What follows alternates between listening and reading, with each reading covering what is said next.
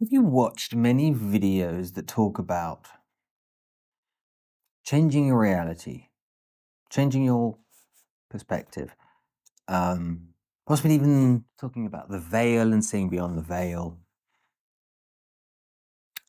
perhaps seeing beyond the matrix? There are many techniques that claim to do this, right? And don't get me wrong, some of these techniques are wonderful techniques. They're great to do for many reasons. Yet it's interesting because whilst, yes, it is true, some of these techniques can make you rethink your life. Some of those stronger techniques include plant medicines. They can really make you replant your life. Much like a life crisis, commonly known midlife crisis, will also do. One is in a more positive way and one is in a more negative way, but it stimulates the same thing. And then there are these many other sort of lesser techniques that change your reality, quantum leaping, blah, blah, blah, blah, blah. And yes, in a way, again, don't get me wrong, I'm not talking from a point of ignorance. I've gone and I've tried these things. And yes, some of them are quite interesting. They're fun to do. But not just me saying this. This is what all of my students say to me. And some of them have been practicing deep techniques for 10, 15, 20, 30 years.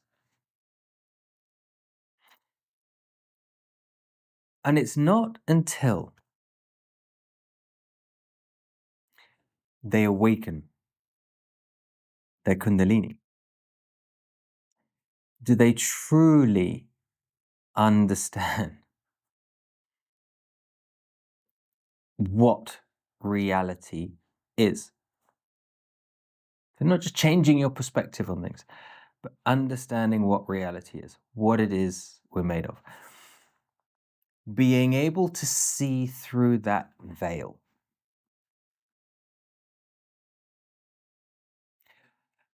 When we talk about seeing beyond the veil,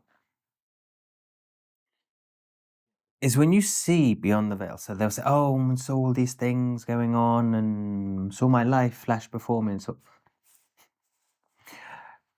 that's not seeing beyond the veil. That's getting a glimpse into your subconscious.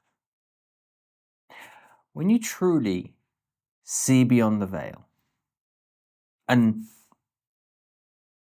when you do this, the interesting thing is, this is a repeatable thing because everybody, whilst what people's experiences or interpretations of the experiences are slightly different in their interpretation, the fundamentals are the same. So this is repeatable.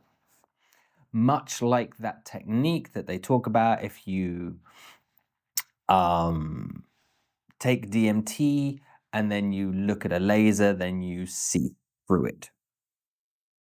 And everybody sees the same thing, a repeatable process.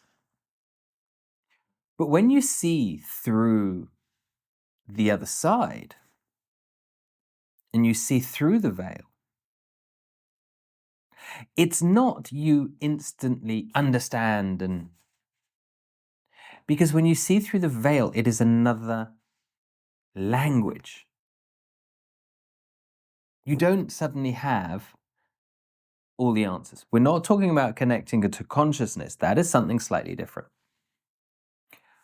When you connect to Shiva, which is part of the process,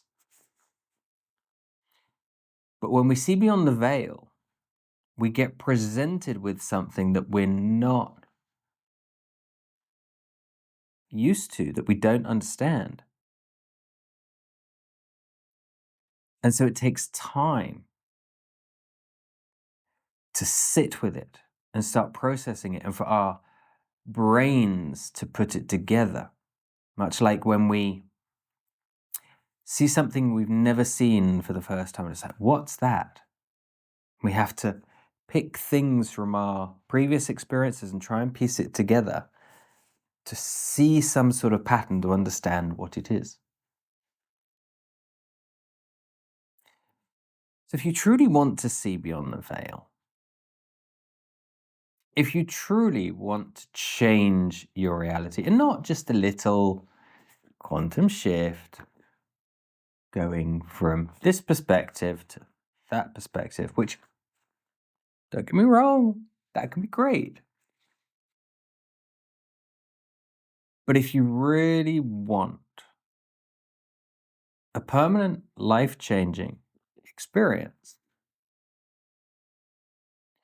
then the answer lies in awakening your Kundalini. And also here, some people think awakening your Kundalini means you get to a certain point and that's it. Because there are other techniques that sort of claim to go further than Kundalini awakening. Some of the non-dualistic techniques claim to go much, much, much further. When you awaken your Kundalini, you don't arrive at the end. You don't arrive at the destination. You arrive at the starting point. But you arrive at the starting point being connected to Shiva, to consciousness, which some translate to finding your inner guide or your inner guru. Not talking about people doing a light guided meditation and connect to your higher self and woo.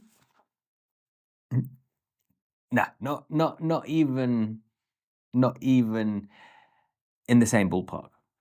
Not even in the same city. Not even in the same country.